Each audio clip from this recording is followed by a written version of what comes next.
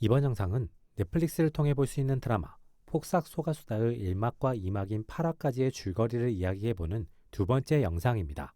재밌게 봐주시고 구독과 좋아요 부탁드립니다. 양관식이 배를 산 이후 오해순과 양관식의 삶에는 행복이 가득하게 됩니다. 두 사람은 순조롭게 돈을 벌고 월세를 탈출해 자신들만의 집을 가지게 됩니다.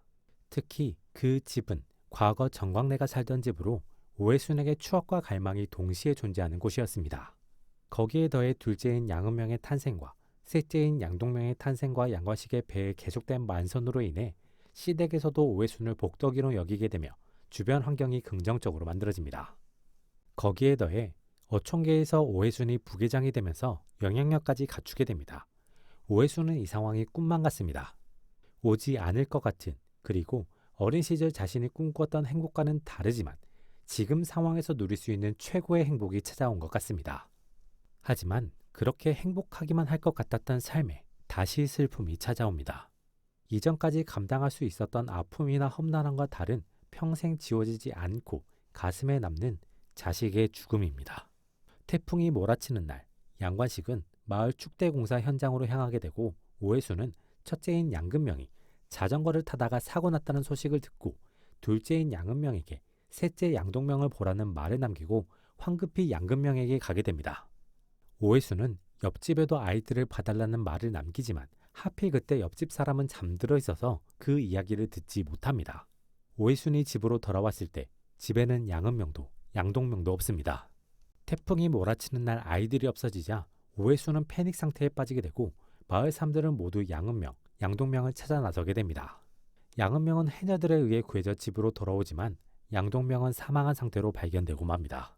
이 사고로 오해순은 자신이 냉철하게 행동하지 못했음을, 그리고 마지막에 양동명의 어리광을 받아주지 않았음을, 자신이 아이들에게 기다림의 장소로 방파제를 얘기했던 것을 평생 후회하게 됩니다. 양관식은 자신이 축대공사에 나간 것을 평생 후회하게 되고 양근명은 자신이 그날 자전거를 탔음을, 양은명은 자신이 동생을 놔두고 엄마를 찾으러 간 것을 평생 후회하게 됩니다. 이 일로 모두가 마음에 큰 몽우를 가지게 되고 양관식과 오해순은 자신이 겉으로라도 이 감정을 털어내지 못하면 남은 아이들이 계속 눈치를 본다는 것을 느끼게 되며 한층 성장하게 됩니다. 절대 지워지지 않는 아픔을 애써 묻고 살아가는 동안 두 사람에게는 새로운 좋은 일이 생기게 됩니다. 오해순이 드디어 개원들의 지지를 받아 어촌계장이 되었으며 엄마를 닮아 똑똑한 양근명은 서울대에 입학하게 됩니다. 양근명은 가난으로부터 벗어나기 위해 치열하게 살았던 오해순과 양관식의 삶을 보고 자랐습니다. 그로 인해 부모님에게 감사한 것도 있지만 자신 역시 어떤 한계를 가질 수밖에 없음을 느끼면서 자랍니다. 그래서 최대한 아끼고 부모님에게 경제적인 부담을 주지 않으려고 노력합니다. 동시에 그런 삶으로 인해 자신이 바라는 것, 하고 싶은 것을 숨기게 됩니다. 그것이 부모님에게 경제적인 부담이 된다는 것을 잘 알고 있기 때문에 그것이 욕심으로 다가오고 그 욕심은 양근명에게 죄책감으로 다가옵니다.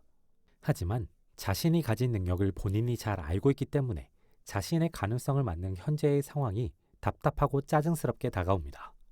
하지만 그것을 털어놓을 수 없기에 그저 삭히고 있었습니다. 그러던 중 술김에, 홧김에 은근슬쩍 자신의 진심을 전하게 되고 유학길에 오르게 됩니다. 양근명 역시 어머니 오해순이 그랬듯 어머니의 유산으로 한 걸음 나아가게 됩니다. 오해순과 양관식이 만든 인연으로 인해 위기에서 탈출할 수 있었고 오해순이 양관식과 함께 쌓아둔 재산으로 학교도 유학도 가게 됩니다. 그리고 오해순이 그랬듯 양근명 역시 그 안에 들어있는 어머니, 부모님의 노고를 잘 알고 있으며 그 노고를 잘 알기 때문에 자신이 느끼고 싶지 않았던 미안함을 느끼게 됩니다. 그리고 그 미안함의 크기 이상으로 고마움을 느끼게 됩니다. 이막까지 보여진 양근명의 삶 중 비교적 미래에 해당하는 부분이 있습니다. 그것이 바로 박영봉과의 관계이며 그리고 양근명의 결혼입니다. 이 부분은 3막, 4막에서 주요하게 다뤄질 것으로 보입니다. 양관식의 삶은 크게 두 부분으로 볼 수 있습니다. 첫 번째는 오해순의 절대적인 지지자입니다. 오해순이 개장 선거를 앞두고 있을 때는 꼬꼬마 시절에 말했던 영부인이라는 단어로, 오해순의 대사로는 딸보다는 애순이야라는 대사로 직접적으로 표현됩니다. 딸인 양근명, 아들인 양은명도 누구보다 아끼지만 그보다 오해순을 가장 아끼고 사랑하며 지지합니다.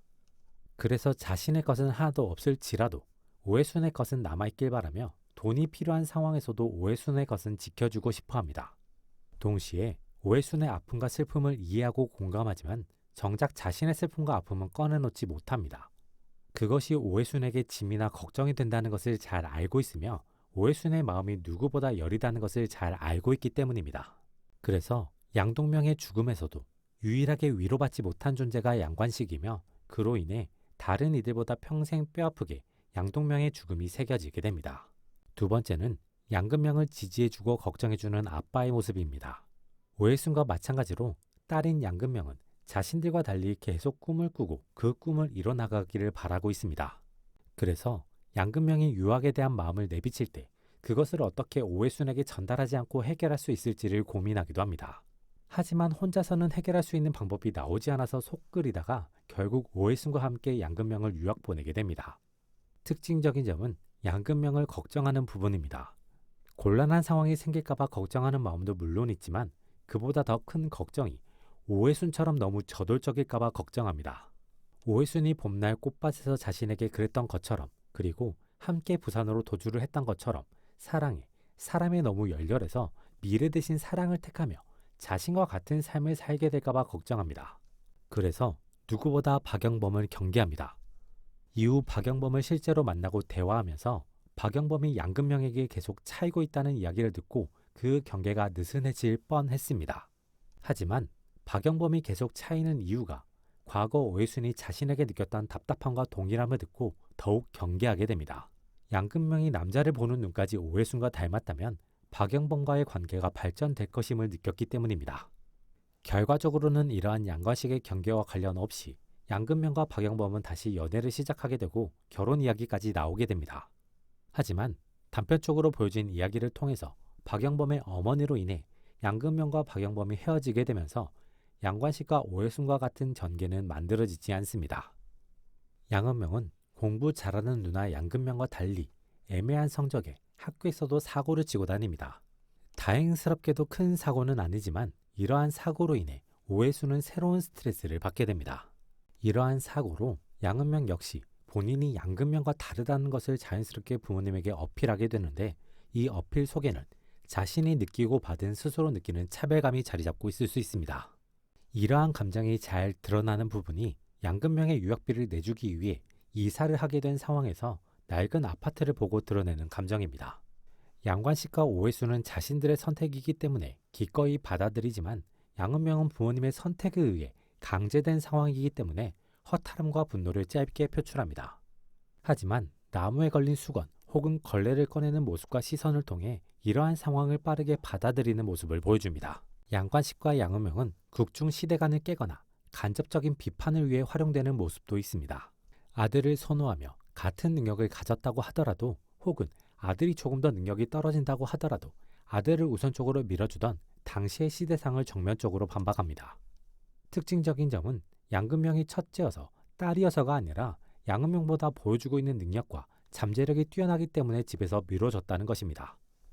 양관식의 캐릭터는 당시의 사회적인 분위기를 모두 깨는 인물입니다. 남녀가 구분되어 있던 밥상을 깨고 시집살이가 당연했던 시대상을 깹니다.